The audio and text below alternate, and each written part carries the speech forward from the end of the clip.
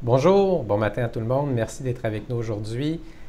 C'est un événement particulier. On aura avec nous aujourd'hui deux ministres, en fait une ministre et une secrétaire parlementaire. Donc, l'honorable Mary Ang, qui est la ministre de la petite entreprise, de la promotion des exportations et du commerce extérieur, ainsi que Mme Rachel Bendayan, qui est la secrétaire parlementaire de la ministre de la petite entreprise, de la promotion des exportations et du commerce international. Bonjour à toutes les deux. Hello, welcome to Montreal and the Chamber of Commerce. You wear many hats, and I would say all those hats were very, very in the wind with the COVID-19 crisis. Of course, when we think about SMEs, export, international trade, it's all areas where things have been very rocky. In Montreal, as in Quebec, as everywhere in Canada, the shock was brutal. We have lots of small businesses who are trying to cope with the impact. And at the same time, I will say that the government has been there, and we have been seeing how you moved swiftly. You did put in place major programs very rapidly, and we'll discuss about them in a short while. Of course, we're now looking for vision. Things will evolve. I'll have questions about how it's impacting now and how it can evolve in the next weeks or months. But at the same time, we're starting to have to think about a bit longer term. So I know, Minister Ang, that you will have to leave before the end of the event. So maybe I'll start right away by giving you the floor, and then Rachel, you can speak just after, and then we'll have an exchange. So Minister Ang, the floor is yours. Well, bon matin, everybody. Bonjour. Good morning. And thank you so much, Michel. It is really terrific to be here with the Chamber and in Montreal. It is exceptionally wonderful that I am joined today by my wonderful parliamentary secretary, Madame Bendayan, who, as a team, we have really worked on behalf of Canadian small businesses, and she hails, of course, from Montreal. So she's right there on the ground with so many of the businesses that the Chamber represents. And since the very beginning of this pandemic, we as a federal government made a commitment to Canadians and to ourselves, which is we must respond and we must listen to Canadians, and particularly Canadian businesses, to ensure that we are doing everything we possibly can to help them weather the storm that is COVID-19 and to help our businesses get through this. And we also must commit to making sure that we listen, and that we listen all the way along, because COVID-19 happened.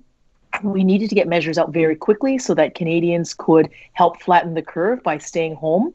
Of course, this impacted on our businesses, but because of the rapidness of how we got the programs out, we must also listen to make sure that we were able to make adjustments along the way, which we're proud that we have been able to do. And it is in large part because we have had the opportunity, particularly to work with the Chamber, with businesses very directly. And now, as businesses are safely and slowly beginning to reopen, we still need to be here for you and for your employees as you work to restart and to rebuild. And I will just do a real summary of what we heard from businesses all the way along. And this is how our programs have been in responding to the needs of small businesses in particular. We heard from businesses that what they needed was to keep their costs low and to get the cash flow that they need to manage the operating expense, those non-deferrable expenses that businesses have to carry and that they have obligations to pay on a regular basis, on a monthly basis. So this is why we immediately deferred the GST and the HST and customs duties payments for Canadian businesses. We did that immediately right away because we knew that that would keep money in the hands of businesses rather than sending us, the federal government, the check. Just to give you an order of magnitude about what that is, that's equivalent to a $30 billion interest-free loan for Canadian businesses. We also introduced the Canada Emergency Business Account. This is the $40,000 interest-free loan for Canadian businesses that's available through your credit union or through your bank. And this gives our small businesses $40,000 of a loan $10,000 of that is forgivable, so 25%, if you're able to pay it back by the end of 2022. And to date, 675,000 businesses across the country are benefiting from having this CEBA loan. And of course, very soon, we are going to make sure that that more businesses that were not eligible before are eligible and will get access to the CEBA loan, which means thousands of more businesses will get help through this loan relief. And the other thing that we heard very clearly from businesses is that their teams are everything.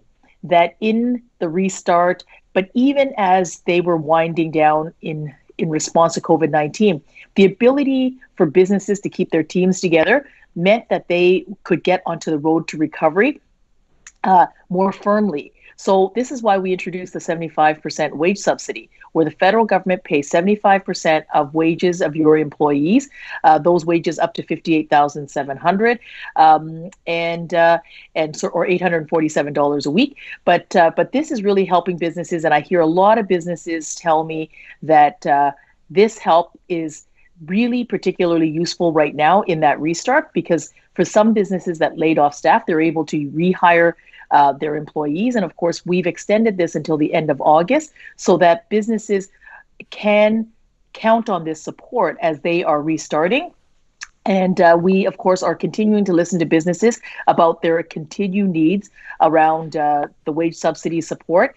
And maybe the last thing I'll mention around keeping costs low or just helping with those operating costs is, of course, rent. So many businesses, the big expense for them every month is rent support. So this is where we introduced the Canada Emergency Commercial Rent Assistance Program, where for small businesses that are particularly hard hit, they will see a 75% reduction of their rent for the months of April, May, and June by working with their landlord. I'm going to make a plea, as I've done everywhere, to those landlords to also be a part of Team Canada in an effort to help our small businesses along and to pass along that 75% rent reduction. You get 50% of it back through through a forgivable loan. But all of these measures are directly in response to what businesses have told us. We also know that some businesses, high growth businesses, which we have many in Montreal that are dynamic and innovative, young entrepreneurs, they may not qualify for the programs I just talked about. So through Futurepreneur, through the Industrial Research Assistance Program, we are helping those entrepreneurs as well. And Michelle, you mentioned this. Trade is also very much at the heart of so many of our businesses across the country, and certainly in Montreal, certainly in Quebec. So for me, having visited the Port of Montreal and seeing how dynamic global trade is and what an important presence Montreal is to global trade for Quebecers and indeed for Canadians, it no doubt has also been affected by this pandemic. And we know that global supply chains are under significant pressure. And we have worked throughout these months during COVID-19 with my international partners, whether it is the APEC, with the G20, many like-minded countries, the WTO. It is to help it's for us to commit that we are going to keep those global supply chains open, and that we cannot use COVID-19 as an excuse to stop trading or to turn inward with protectionist policies. So this is a critical time as well to ensure that global supply chains remain open, and that we are that Canada's voice and Canada's leadership continues to advocate and support this. Just this past Monday, I hosted a group. It's a virtual meeting of like-minded partners. It's called the WTO Ottawa Group, where we are working together to keep trade flowing amid COVID-19 and beyond, so that Canadian businesses can restart and build more quickly. Some of the items that we endorsed include advancing negotiations on e-commerce. We're seeing how important digital trade is and how e-commerce is. So to all of the countries that I hosted, we all committed that let's advance those negotiations because they're necessary to help our businesses prosper, having greater transparency on export restrictions so that we can bring those export restrictions down so that they're transparent, they're temporary, and that they're targeted. making sure that there's predictable and open trade in agriculture, very important to Quebec, very important to the rest of the country, and exploring a potential new trade initiative through the WTO, which is to allow for medical supplies to be more resilient and to flow more easily, and an increased commitment to engaging with business and stakeholders as we do our work with the WTO and on international trade. So we are going to continue doing the work to help our Canadian businesses.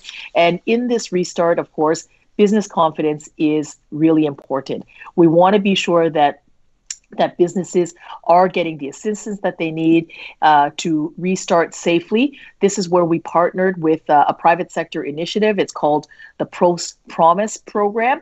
It's led by the business sector. It calls on businesses to commit to 5 key public health actions to help prevent the spread of COVID-19.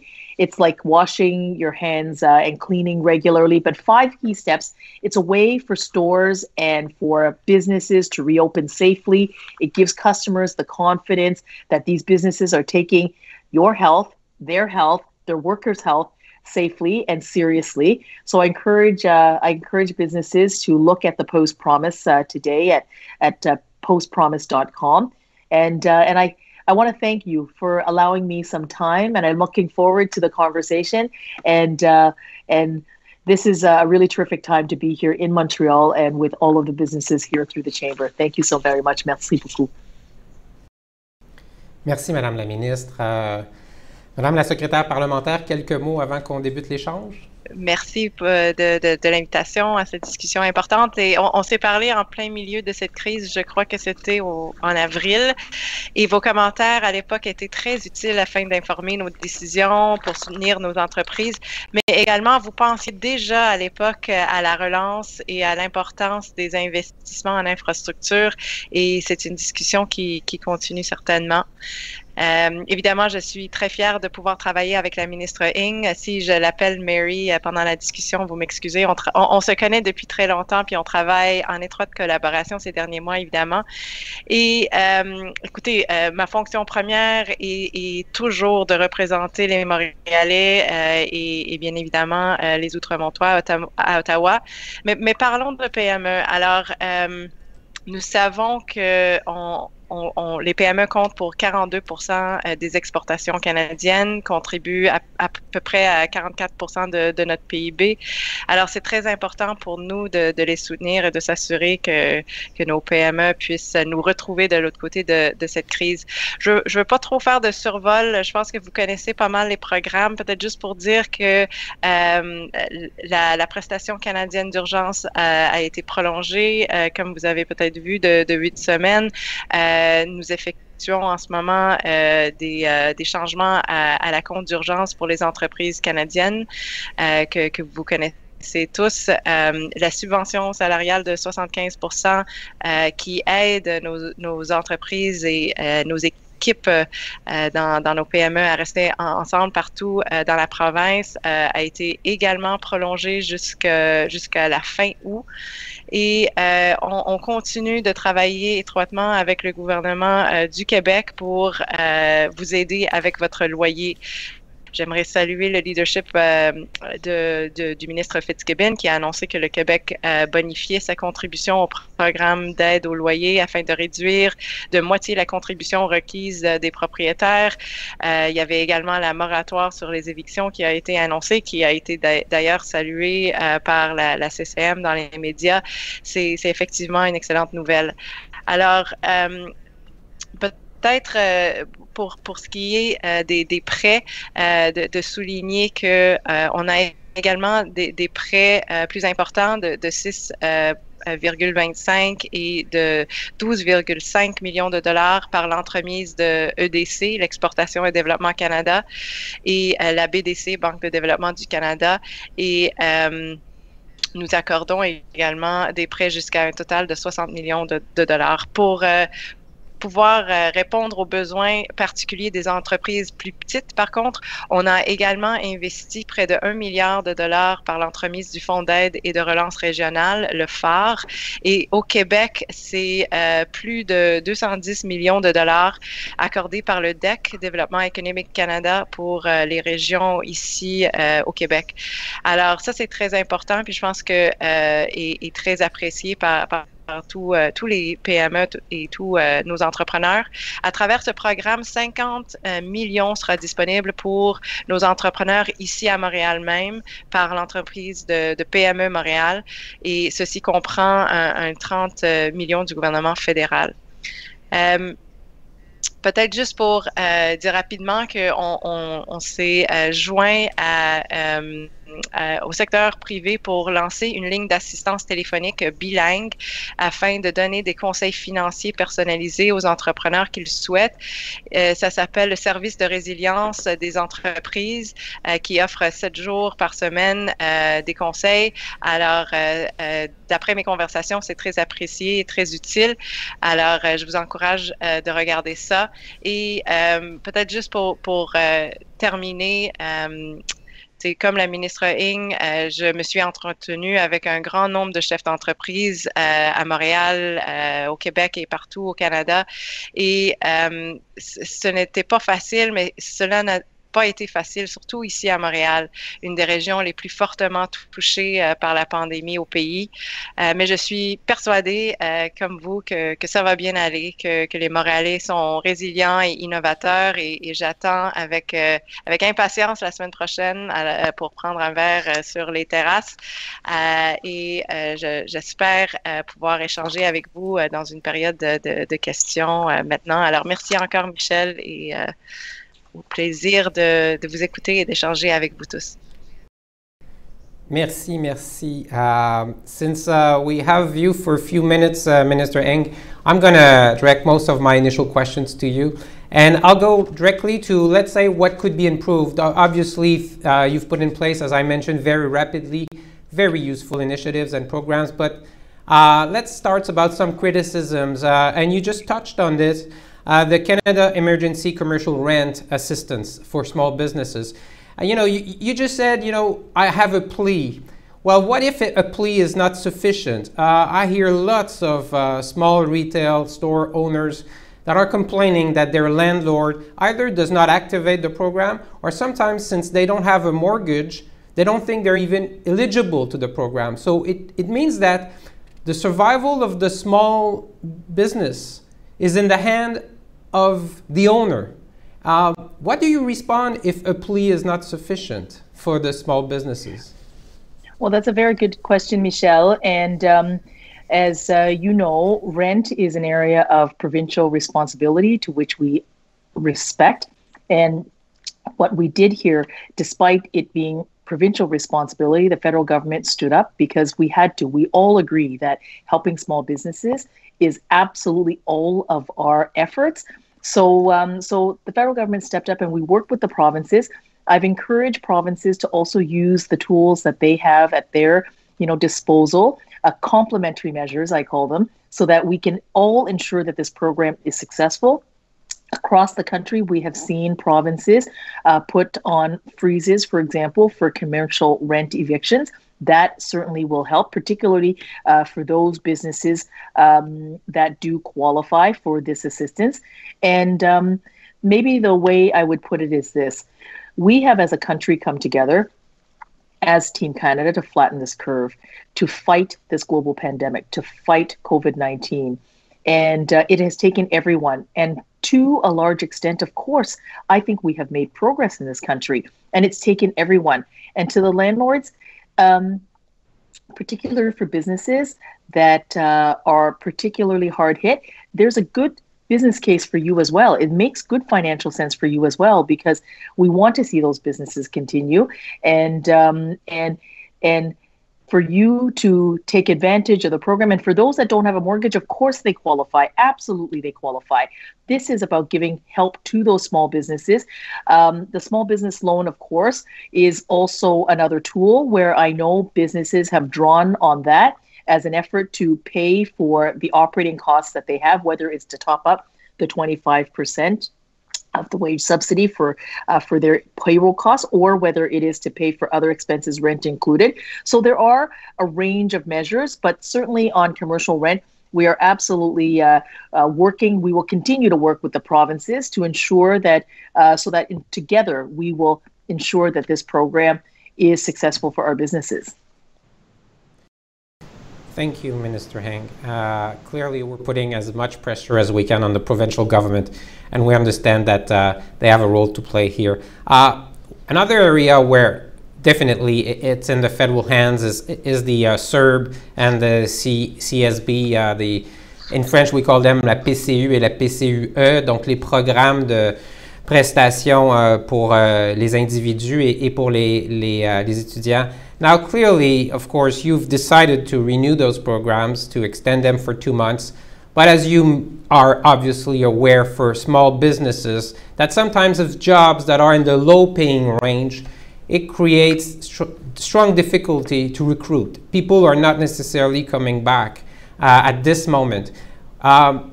Is there anything else that can be done to create more incentive for people to accept job, or are we in the pleading area again, where we plead people to accept jobs, to go back to work while they can still get the PCU while not working? So how do you see that? Because it affects SMEs clearly across the country, but in Montreal.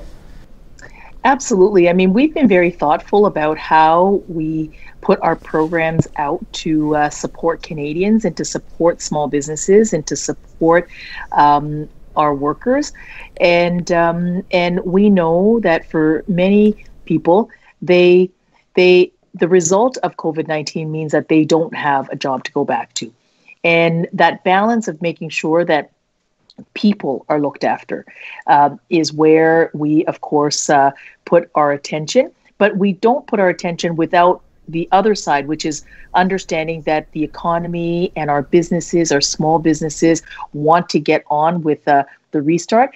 The CERB is continues to be a temporary program. It is there to help people so that they are not having to worry about putting food on the table.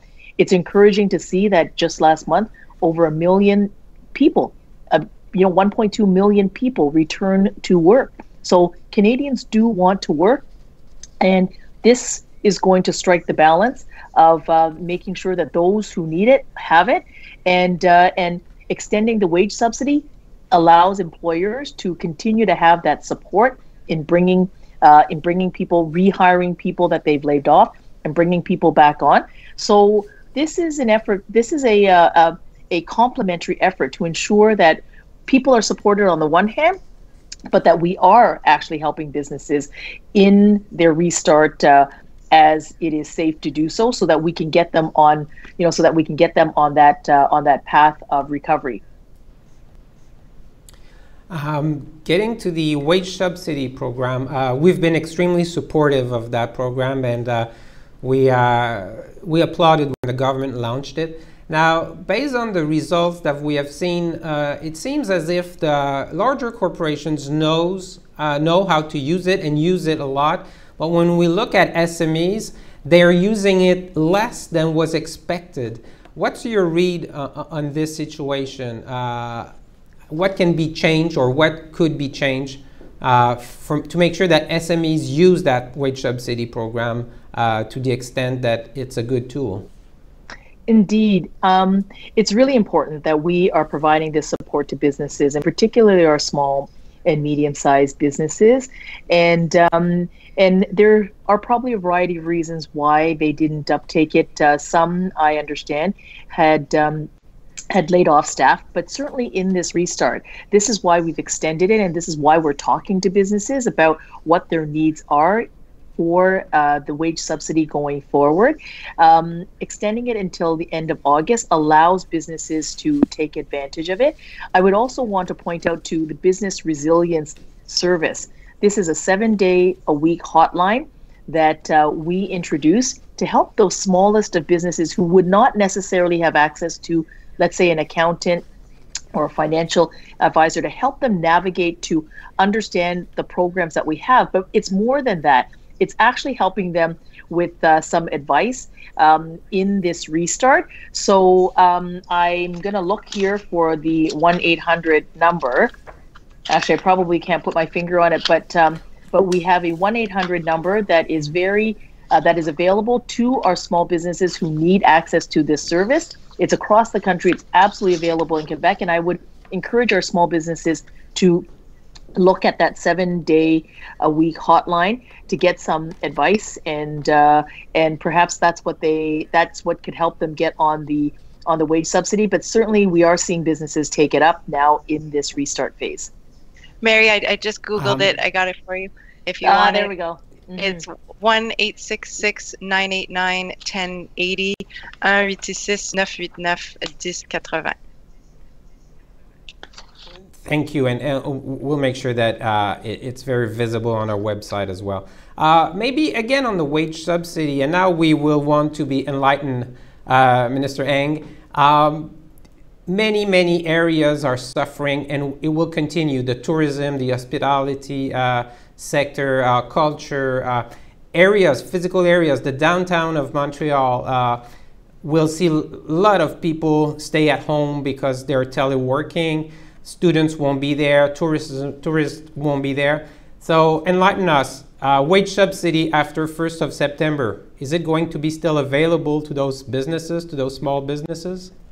Well, it's precisely what we're doing right now is we've been talking to businesses, all businesses of all sizes. I myself have met with many businesses to seek their perspective about what kinds of adjustments they are going to be looking to the government for in this in the going forward period. So we'll have more to say about that once we get through that piece of work. But it's really important, just as I said earlier, our premise has always been to work with businesses, listen to them, and put out programs, but also make the adjustments as we need to in response to the needs of business. I mean, my job is to save as many businesses as we can, as many jobs as we can, and to help our businesses in that restart and recovery in such a way that that really is going to bring back that dynamism in our communities. And Montreal is absolutely such a community, and we will need to continue to work together. Minister, I think we have the time for one last question. You're responsible for export, and as such, you've been in my word, a visionary, because you also helped us put in place programs to assist SMEs in preparing for export market. Now, over the next month, maybe export will be important, but also the internal Canadian market. We have SMEs all across the country who are not looking at the rest of Canada necessarily as a market where they have a role to play. We've been proposing to the federal government to help us in helping SMEs working on this internal market. What's your vision about what could be done, what should be done? Would you be willing to support an internal trade initiative across Canada? Yeah, absolutely. I mean, I want to say that throughout COVID-19, we continue to work to support our businesses that are operating domestically, of course, but also businesses that are operating internationally. So the Canadian Trade Commissioner Service can export. They continue to work to help our businesses through this, and we will continue to do that work of helping our businesses become more export ready so that they can take advantage of the markets internationally. I talked a little earlier about how important it was that we continue to keep supply chains, global supply chains open, particularly for essential goods, agricultural products, medical supplies, essential medicines. I mean, all of these depend on global trade. So making sure that we are taking that role leadership-wise.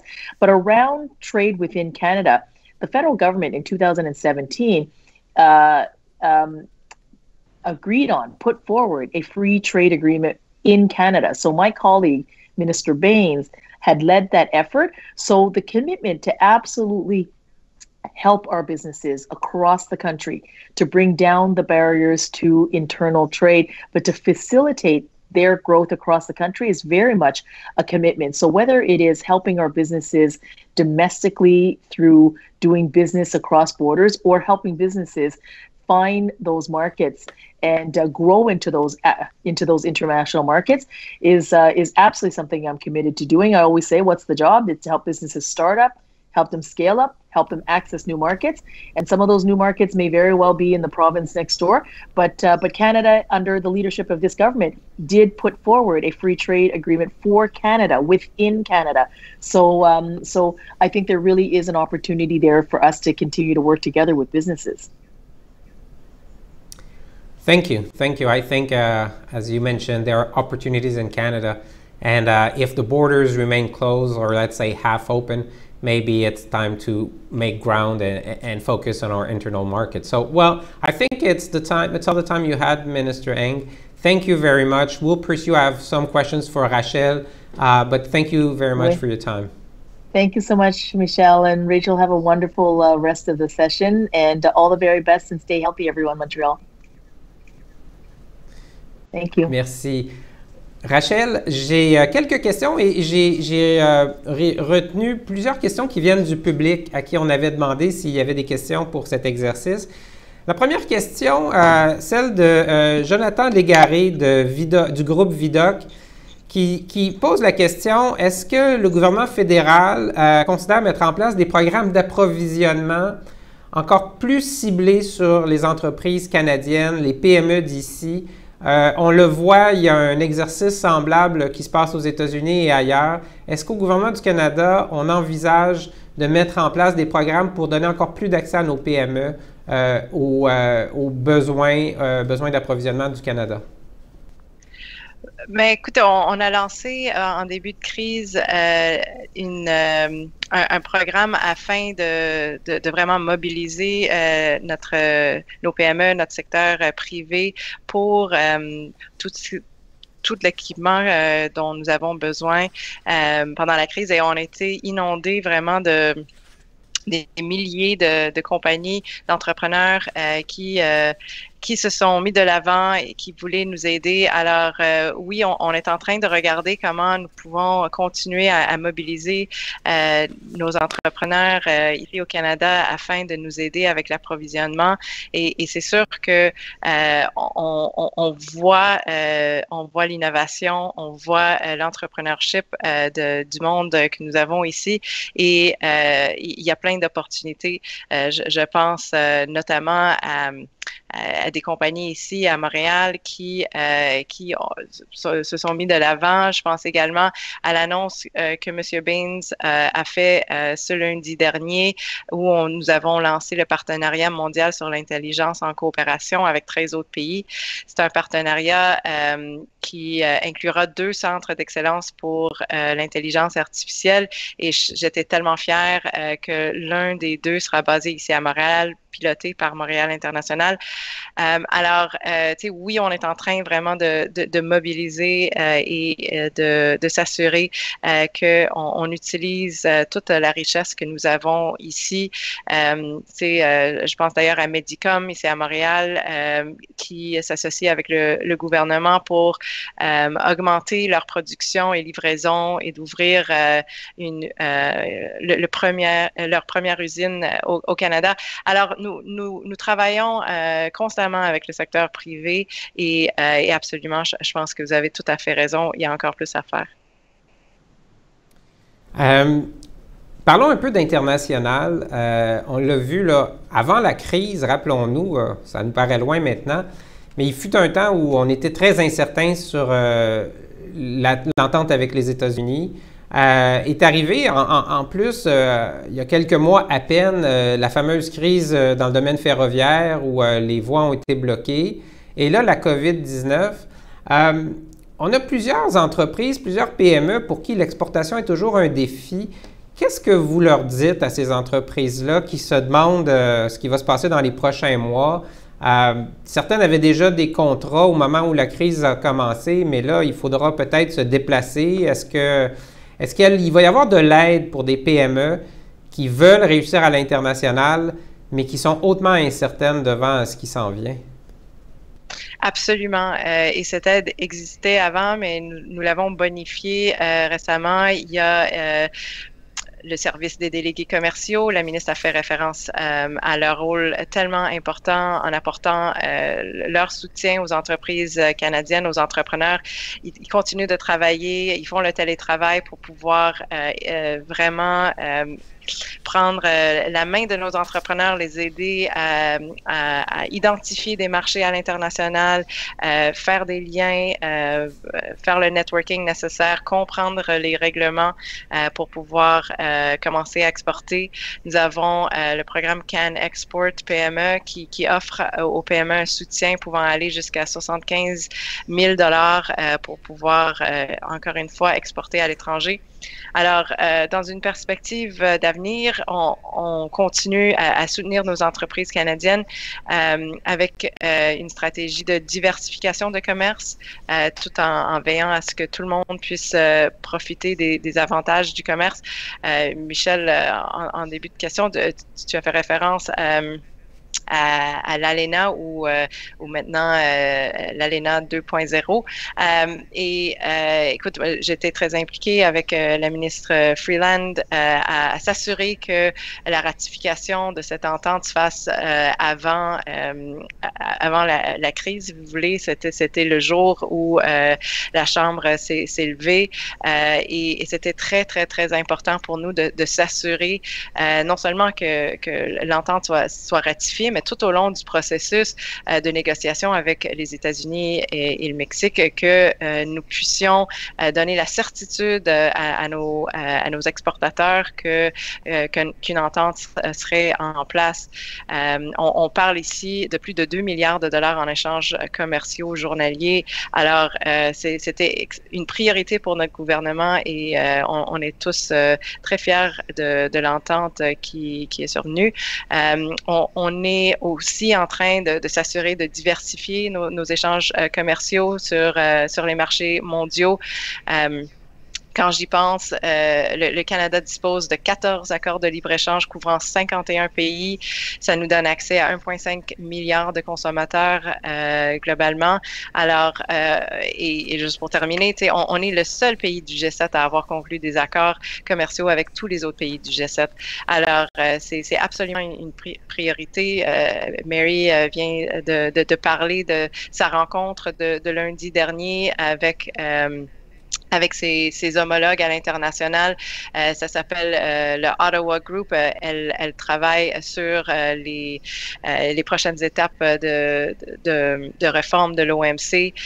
On est très actifs avec APEC, le G20.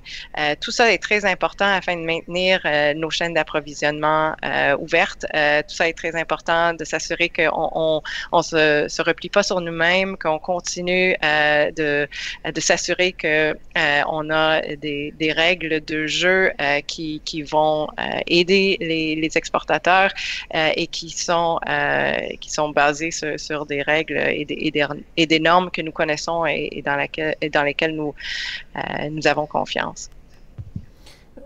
Rachel, à l'interface entre le commerce international et la PME, je reçois énormément de questions ces temps-ci sur la situation dans les prochains mois pour les voyages d'affaires. On ne s'attend pas à ce que le tourisme revienne rapidement, mais beaucoup de gens me disent, Michel, moi j'ai des relations qui sont importantes à maintenir. Skype, ça a ses limites, Teams aussi, Zoom aussi. Il va falloir que j'y aille à un moment donné. On vient d'apprendre que la frontière avec les États-Unis va rester fermée pendant encore un mois. Comment tu vois le redémarrage des déplacements d'affaires qui sont une partie fondamentale du commerce international? Je reçois souvent des questions de mes commettants, des entrepreneurs dans mon comté qui se posent la question et évidemment, il faut regarder du cas par cas. Mais je commencerai par dire que la décision des voyages aux États-Unis, de l'aller-retour des gens d'affaires, revient vraiment aux agents à la frontière. Ce n'est pas une décision politique qui est faite à la frontière. C'est vraiment nos agents qui vont décider si oui ou non c'était un voyage essentiel.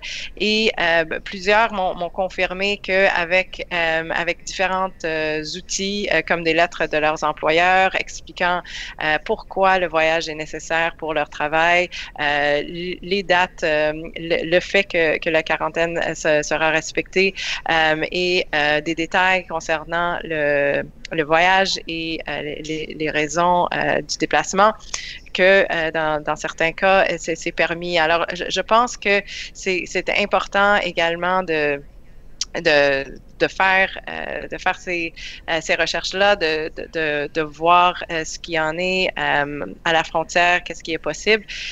Mais avec un peu juste pour reculer un peu en arrière, ce qui est en place, c'est une entente avec les États-Unis et le Canada afin de protéger les Canadiens et les Américains.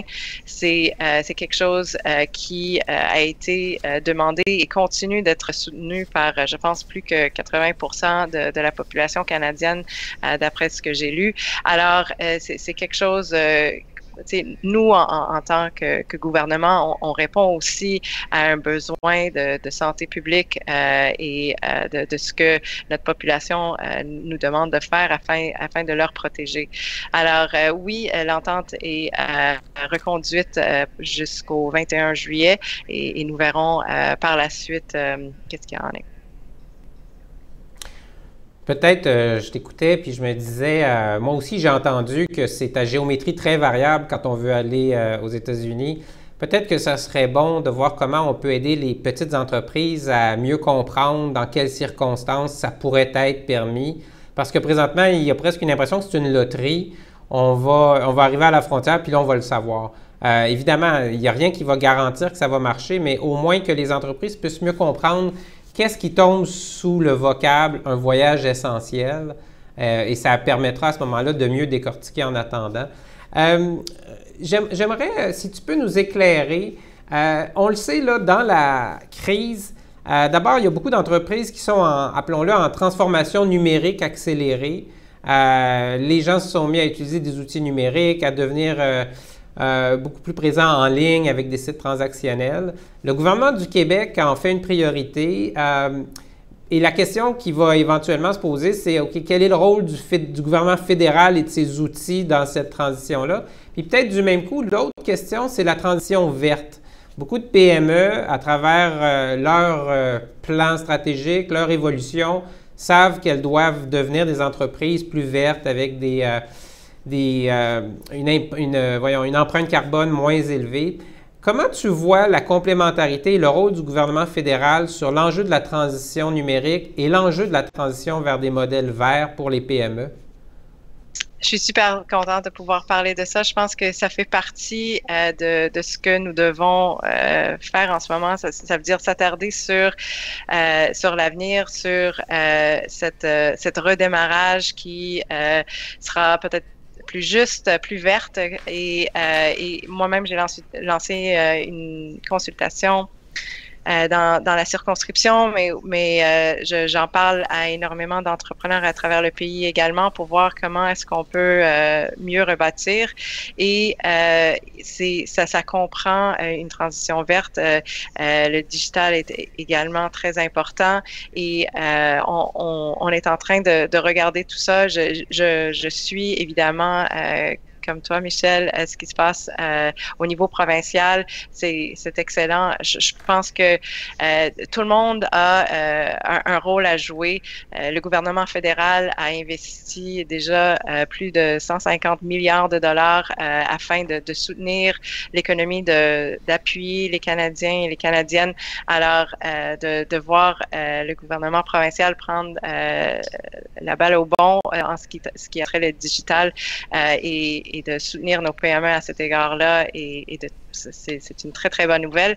Et encore une fois, il faut voir en tout ça, écoute, une opportunité aussi. Il faut se le dire qu'on a maintenant l'opportunité de vraiment penser et identifier une vision pour l'économie de demain.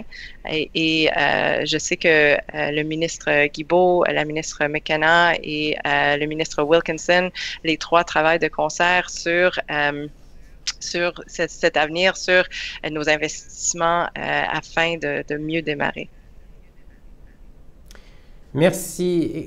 Ça fait un peu le tour et c'est surtout qu'on n'a plus de temps. Peut-être en terminant, je voudrais juste réitérer les messages que j'ai dit tout à l'heure à la ministre Eng. D'abord, le programme d'aide au loyer, présentement, est sous-activé et il faudra trouver des solutions. Je comprends que c'est beaucoup par le gouvernement du Québec que la solution doit arriver. Mais si on veut aider les PME, l'aide au loyer, on a mis en place un programme, il faut qu'il soit utilisé. Deuxièmement, la PCU, ça c'est dans votre cours au gouvernement fédéral, ça crée présentement des difficultés d'embauche. Certains ont suggéré qu'on attache à l'accès à la PCU une obligation de formation, ce qui rendrait peut-être les gens plus intéressés à travailler si on les oblige à se former et en même temps, bien, ceux qui voudraient se former bien, augmenteraient soit leur littératie financière, leur capacité en informatique. Alors peut-être que ce sera envisagé pour rendre la PCU à la fois utile mais incitative au travail. Et le dernier point, c'est la subvention salariale. Évidemment, au-delà du 1er septembre, il y a des secteurs qui vont continuer à être touchés. Donc, plus vite vous pourrez donner des précisions, plus ça aidera les entreprises dans leur planification à voir l'automne et éventuellement à pouvoir envisager quelles ressources ces entreprises-là vont continuer d'embaucher. Alors voilà, c'est les 3 messages principaux. Ça a un impact énorme.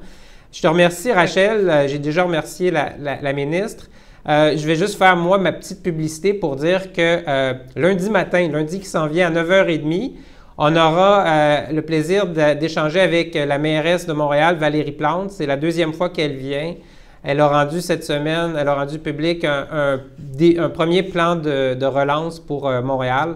Donc, je vous invite tous, ainsi que toi, Rachel, lundi à 9h30, on aura la mairesse Plante avec nous. Mais encore une fois, merci Rachel et tu diras merci à la ministre Eng.